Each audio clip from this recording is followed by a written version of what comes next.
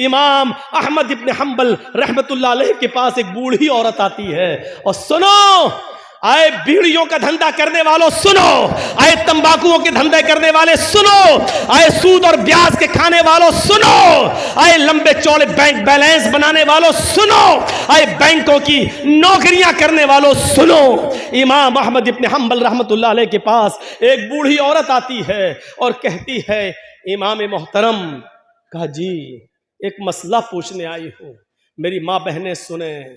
उस जमाने की औरतें, और वो भी बूढ़ी औरतों में कितना तकवा हुआ करता था। कहा इमाम साहब मैं चरखा चलाती हूं, चरखा तो जानते हैं ना, मैं चरखा चलाती हूं, दूसरे लोग अपना सूत दे जाते हैं धागा, मैं उसको बना के फिराती हूं और उनसे मजदूरी लेती हूं, कभी दिन में और कभी ओवर टाइम करती हूं तो रात में भी चलाती हूं। मैं चिराग जलाकर मैं चरखा चलाती हूं, जब मेरे पास तेल होता है तो मैं चिराग अपना जलाती हूं और सूत फिराती हूं। इमाम साहब उसकी मजदूरी में लेती। कहा इसमें बुराई क्या है? कहा मैं ये नहीं पूछने आई हूं कि बुराई क्या है, मैं ये पूछने आई हूं कि कभी कभी मेरे पास चिराग जलाने के लिए तेल नहीं होता है। अच्छा तो मैं सोने के लिए बिस्तर पर जाना चाहती हूं, लेकिन देखती हूं कि पड़ोसी के घर में चिराग जल रहा है और उसके घर के चिराग की रोशनी मेरे आंगन में आ रही है। मैं अपना चरखा लेकर उस आंगन में बैठ जाऊं और उस पड़ोसी के घर से जो चिराग जल रहा है, मैं मांगने नहीं गई उसकी रोशनी, लेकिन उसकी रोशनी ऑटोमेटिक मेरे घर में आ रही है। अगर मैं उसके चिराग की आने वाली रोशनी में अगर सूत फिरा लूं और चरखा चला लूं और ये चलाकर मैं अपने मालिक से उसकी मजदूरी ले लूं, तो ये कमाई मेरे लिए हराम तो नहीं होगी? मेरे लिए ये मजदूरी हराम तो नहीं होगी? मैंने चोरी नहीं की है, मैंने उससे चिराग में का तेल नहीं मांगा है, उसके घर में चिराग जल रहा है और उसकी रोशनी मेरे घर आ रही है, उसकी रोशनी मेरे घर आ रही है। अगर मैं उसकी रोशनी में सूत फिरा लूं और इसकी मजदूरी में ले लूं तो ये मेरे लिए हराम तो नहीं होगी? ये खाकर कहीं मैं अजाब कब्र की मुस्तहिक तो नहीं बनूंगी, कहीं मैं जहन्नम में तो नहीं जाऊंगी? अहमद इब्न हम्बल रहमतुल्लाह अलैह फरमाते हैं, खातून माँ तेरे सवाल ने अहमद इब्न हम्बल के इल्म को आज शर्मिंदा कर दिया। काबे के रब की कसम, तेरे इस मसले का जवाब अहमद इब्न हम्बल के पास नहीं है। कहने लगी, इमाम साहब फिर आपसे बड़ा आलिम इस बस्ती में कोई है ही नहीं, फिर मैं ये किससे मसला पूछूं? उन्होंने कहा, सुन मेरी माँ, जहां तक कयास का नतीजा है, कयास का तकाजा है, तो जहां तक मेरा इल्म है, मैं उस इल्म की रोशनी में कयास लगाकर अंदाजे से ये कह सकता हूं कि इसमें कोई हर्ष तो नहीं लग रहा है। क्यों? क्योंकि तू मांगने नहीं जा रही है, वो अचानक आ रही है। तेरे घर में भी दीवार नहीं है और उसके घर में भी कोई दीवार नहीं है, और उसके चिराग की रोशनी आ रही है तेरे घर, तो इसमें तेरा क्या कसूर है? बज़ाहिर तो इसमें कोई बुराई नहीं लग रही है, लेकिन अगर तुम्हारा दिल आमादा नहीं है तो मेरी माँ इससे भी बच जाओ तो बेहतर है, इससे भी परहेज कर लो तो बेहतर है, इससे भी, क्योंकि वो है तो दूसरे ही की रोशनी, है तो दूसरे ही की रोशनी। बहरहाल अगर तुम इससे भी परहेज कर लो तो ये ज्यादा बेहतर है तुम्हारे। जब वो औरत वहां से जाने लगी बुढ़िया, तो इमाम अहमद इब्न हम्बल ने लोगों से पता लगवाया कि ये किसकी बेटी है, इसके बाप का क्या नाम था। बताया होगा किसी ने कुछ जो मेरे जहन में नहीं रहा। अहमद इब्न हम्बल फरमाते हैं कि आज के ज़माने में ऐसी बूढ़ी औरतें मौजूद हैं, ज़रूर इसका बाप कोई आलिम कुरान होगा, आलिम हदीस होगा, क्योंकि ऐसी तरबियत अपनी औलाद के अंदर कोई बड़ा आलिम ही पैदा कर सकता है। बुढ़ापे की इस दहलीज पर पहुंचकर भी इस औरत की हालत यह है, इस बुढ़िया की हालत यह है कि पड़ोस से आने वाली रोशनी में भी, उस चिराग की रोशनी में भी चरखा चलाने के बारे में सोच रही है कि ये चरखा चलाएंगे तो ये कमाई मेरे लिए हलाल होगी या हराम। तब ऐसे लोगों की नमाजें अर्श से टकराएं और अल्लाह कबूल ना करे, ऐसा हो ही नहीं सकता है। मेरे भाइयों, इधर हम नमाज पढ़ के निकलते हैं, जो मैं सर बसजदा हुआ जमी पर तो आसमां से आने लगी ये निदा, तेरा दिल तो है सनम आशना, तुझे क्या मिलेगा नमाज। एक हमारा तकवे का हाल ये है, एक हमारी परहेजगारी का हाल यह है कि यहां से निकले नमाज पढ़ के, मालिकी यौमिद्दीन, तू कयामत के दिन का पूरा पूरा मालिक है। इय्याका नअबुदु व इय्याका नस्तईन, तेरी ही इबादत करते हैं, तुझसे ही मदद मांगते हैं। इहदिना सिरातल मुस्तकीम, जो सीधा रास्ता उस पे चला, तमाम बुरे रास्तों से बचा ले। यहां ये दुआ मांग के हटे, सलामु अलैकुम व रहमतुल्लाह, सलामु अलैकुम व रहमतुल्लाह।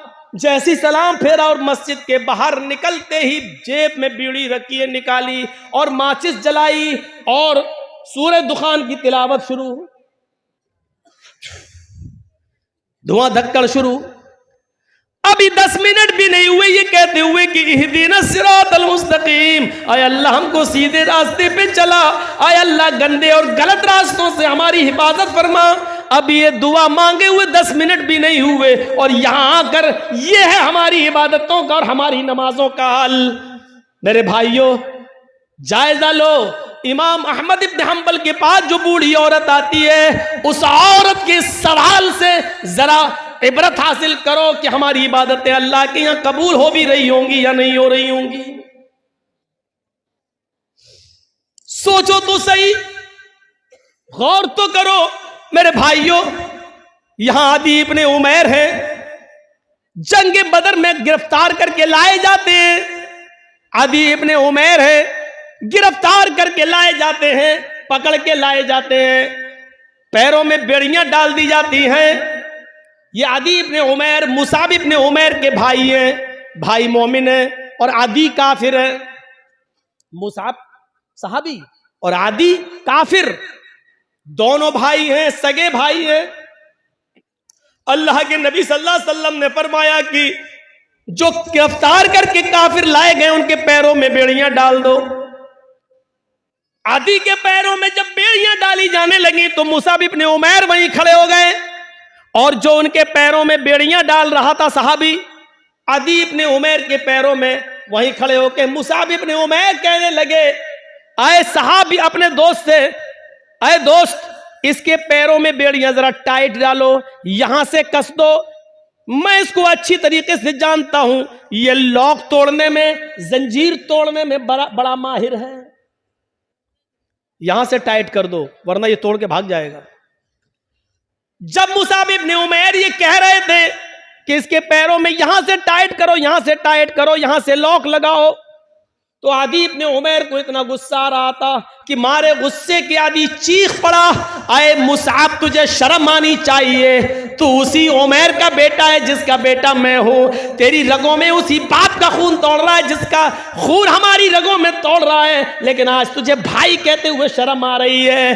तेरी गैरत कैसे गवारा कर रही है कि तेरी आंखों के सामने तेरे सगे भाई के पैरों में बेड़ियां डाली जा रही हैं और तू देख रहा है खड़े होकर, और देख ही नहीं रहा है बल्कि मशवरा दे रहा है कि यहां से टाइट करो। थूकता हूं तुझ पर, भाई कहते हुए शर्म आती है तुझे। इधर मुसाब इब्ने उमैर कहते हैं, चुप, खामोश, तू भाई है मेरा? नहीं, तू मेरा भाई नहीं है। आदि कहता है, क्या उमैर तेरा बाप नहीं है? क्या मेरी मां तेरी मां नहीं है? क्या उमैर का खून तेरी रगों में नहीं दौड़ रहा है? क्या मेरी मां का दूध तेरी रगों में खून बनकर नहीं दौड़ रहा है? जवाब दिया उमैर मेरा बाप है, ये सच है। तेरी मां मेरी मां है, ये सच है।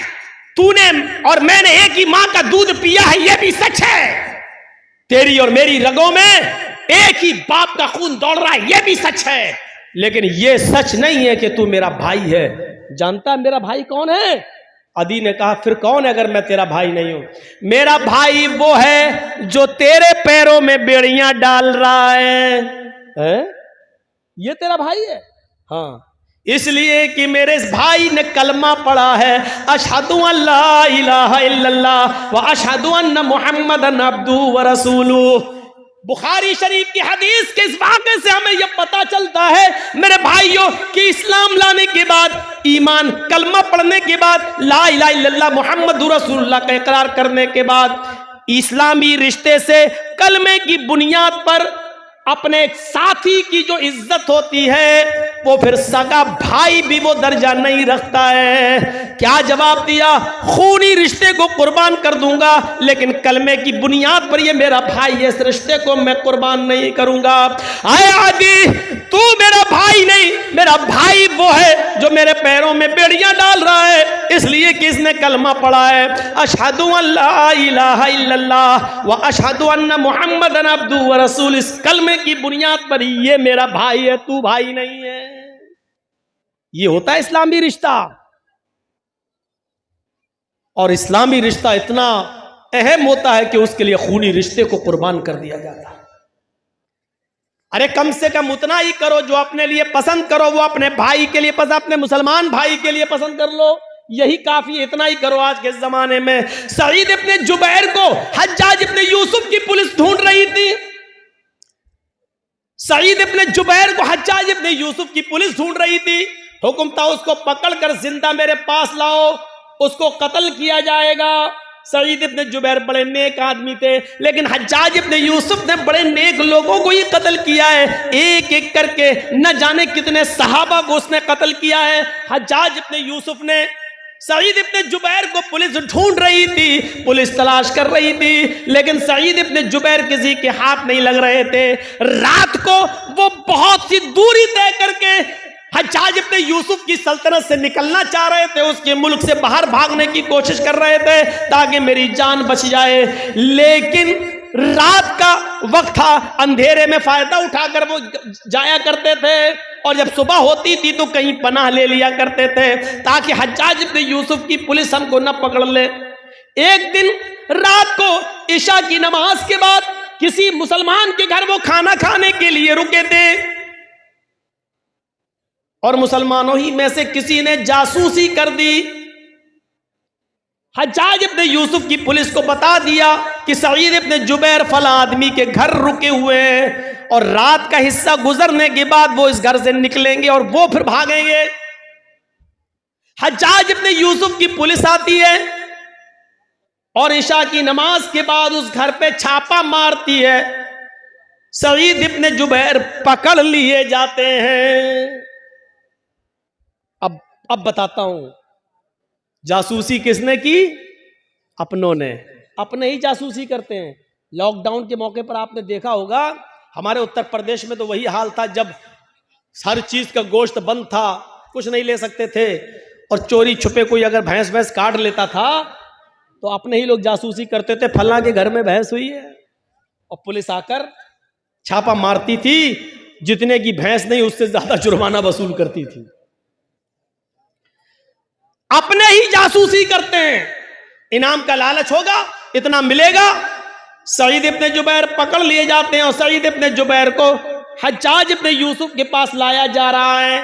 लेकिन जहां पकड़े गए वहां से हज्जाज इब्ने यूसुफ इतना दूर है कि वहां तक जाने में 1 हफ्ता लग जाएगा।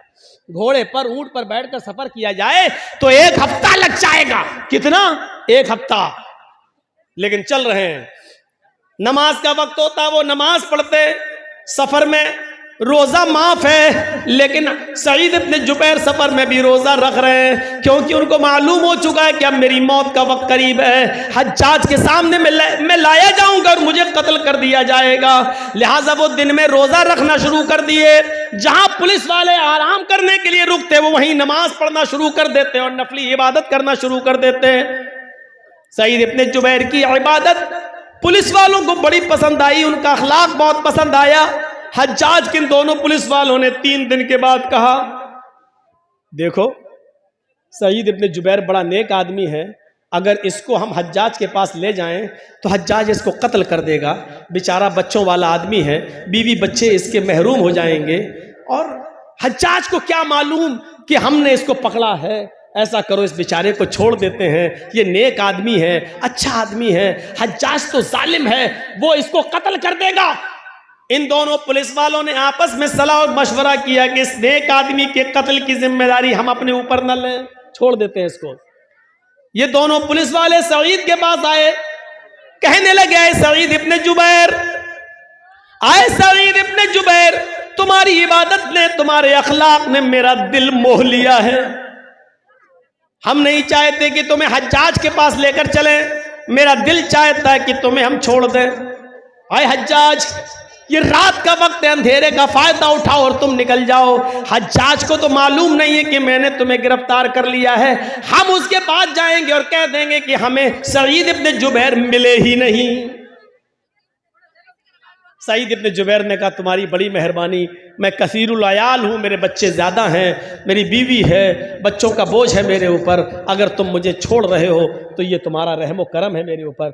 अच्छा है, छोड़ दीजिए भाई, मैं आपका ये एहसान कभी भूलूंगा नहीं। उन्होंने कहा, एहसान की क्या बात है, आप मुजरिम नहीं हैं, हज्जाज आपका दुश्मन है, वो आपको कत्ल करना चाहता है, जाओ। आए सईद, मैंने तुम्हें छोड़ दिया है, जाओ चुपके से, जाओ, निकल जाओ। सईद इब्ने जुबैर बड़े खुश होते हैं कि मुझे हज्जाज के पुलिस वालों ने छोड़ दिया, लेकिन उनकी खुशी ज्यादा देर तक न रही। वो थोड़ी दूर तक आगे गए होंगे, जैसे यहां से मौजमपुर बस आता स्टैंड, 1 किलोमीटर तकरीबन गए होंगे, मुश्किल से 1 किलोमीटर गए होंगे, और जाने के बाद वहां कुछ सोचने लगते हैं और सोचकर फिर वहां से वापस आते हैं। 1 किलोमीटर गए, लेकिन कुछ उनके दिमाग में आया और वहां से सोचकर वो फिर लौटे आए, और लौट कर आने के बाद उन दोनों पुलिस वालों के पास आ गए और कहने लगे, अरे हज्जाज इब्ने यूसुफ के पुलिस वालों, मुझे हज्जाज के पास ले चलो, मैं भाग कर, छिप कर भागना नहीं चाहता, मुझे हज्जाज के पास ले चलो। पुलिस वालों ने कहा, तुम्हारा दिमाग खराब है सईद, हज्जाज तुम्हारी जान का दुश्मन है, तुम्हें कत्ल कर देगा। कहा, वो मैं जानता हूं कि वो मुझे कत्ल करेगा, फिर का इसके बावजूद मैं उसके सामने जाना चाहता हूं। पुलिस वाले कहते, हज्जाज, आए सईद, बेवकूफी मत करो, मैंने तुम्हें छोड़ दिया, फिर तुम क्यों आए। सईद इब्ने जुबैर रोते हैं और रोते हुए कहते हैं, आए पुलिस वालों, तुम्हें नहीं मालूम, जिस आदमी ने मेरी जासूसी की और तुम्हें यह बताया कि मैं इस घर में छिपा हूं, वो तो कहीं ना कहीं से देख ही रहा होगा, उसको तो यह मालूम ही होगा कि तुम दोनों ने मुझे गिरफ्तार कर लिया है, मुझे पकड़ लिया है। वो आदमी हज्जाज को यह खबर दे देगा, इन दोनों पुलिस वालों ने सईद को गिरफ्तार कर लिया। आए पुलिस वालों, अगर हज्जाज को यह पता चल गया कि तुमने मुझे पकड़ लिया था और फिर छोड़ दिया, तो मैं तो बच जाऊंगा, लेकिन फिर तुम्हारा हश्र यह होगा कि तुम दोनों को खूनी चमड़े पर लिटाकर बिठाकर तुम्हारी गर्दनों को उड़वा देगा, और मैं ये नहीं चाहता कि मेरी जान बच जाए और मेरे बदले में तुम दोनों की जान चली जाए, मेरी गर्दन महफूज रहे और तुम दोनों की गर्दनें कट जाएं। अल्लाह के नबी ने फरमाया, जो अपने लिए पसंद करो वो अपने भाई के लिए पसंद करो, और जो अपने लिए पसंद ना करो वो अपने भाई के लिए पसंद ना करो। जब मुझे अपनी गर्दन अपने लिए कटाना पसंद नहीं है, तो अपने वजह से, मेरी वजह से तुम दोनों की गर्दनें कट जाएं, ये मुझे कैसे पसंद हो सकता है। अगर मेरे बीवी बच्चे हैं तो आपके भी तो बीवी बच्चे हैं, फिर मेरे बीवी बच्चों में मैं खुश रहूं और तुम दोनों की जान जाए और तुम दोनों की बीवी बच्चे एक दूसरे के ऊपर बोझ बन जाएं, ये इस्लाम ने नहीं सिखाया, ये हमारे नबी ने नहीं सिखाया। आए हज्जाज के पुलिस वालों, मुझे हज्जाज के पास लेकर चलो। इसके बावजूद उन दोनों ने समझाया, लेकिन नहीं माने सईद इब्न जुबैर, हम अपने लिए तुम्हारी जिंदगी खतरे में नहीं डाल सकते हैं। आखिरकार जिद करते रहे और वो दोनों पुलिस वाले उनको पकड़कर हज्जाज के सामने ले आए। हज्जाज ने कहा, बहुत बहुत मुबारक, तुम इनको पकड़ कर लाए हो, तुम्हें इनाम से नवाजा जाएगा। और कहा, कोई ख्वाहिश है तुम्हारी? उन्होंने वही ख्वाहिश जाहिर की कि हमें 2 रकात नमाज पढ़ना है। कहा, पढ़ लो। खूनी चमड़ा बिछा दिया गया। कुछ खाना है, कुछ पीना है? कहा, नहीं। क्यों? आखिरी तमन्ना तो सबसे पूछी जाती है, कुछ खाना हो पीना हो तो बता दो। सईद इब्न जुबैर ने कहा, इन्नी साइमुन, मैं रोजे से हूं। हज्जाज इब्न यूसुफ ने कहा, चलो। पीछे से हाथ बांध दिए गए, खूनी चमड़ा बिछा दिया गया, गर्दन नीची कर दी गई और हज्जाज के एक जल्लाद ने पूरी ताकत के साथ अपनी तलवार चलाकर सईद इब्न जुबैर को एक ही बार में उनकी गर्दन को उनके तन से जुदा कर दिया। पूरा वाकया बताने का मेरा मकसद सिर्फ ये है कि सईद इब्न जुबैर ने अपनी गर्दन कटाना गवारा कर लिया, लेकिन अपनी वजह से उन दोनों मुसलमान पुलिस वालों की जिंदगी खतरे में नहीं डाली। ये मुसलमान होता है जो अपनी वजह से दूसरे को मुसीबत में नहीं डालता है, जो अपनी वजह से दूसरे को तकलीफ में नहीं डालता है। वो मुसलमान ही क्या जिसकी वजह से दूसरे को तकलीफ पहुंचे। और हम तो उस वक्त सबसे ज्यादा खुश होते हैं जब हमारी वजह से हमारा पड़ोसी बेचैन हो।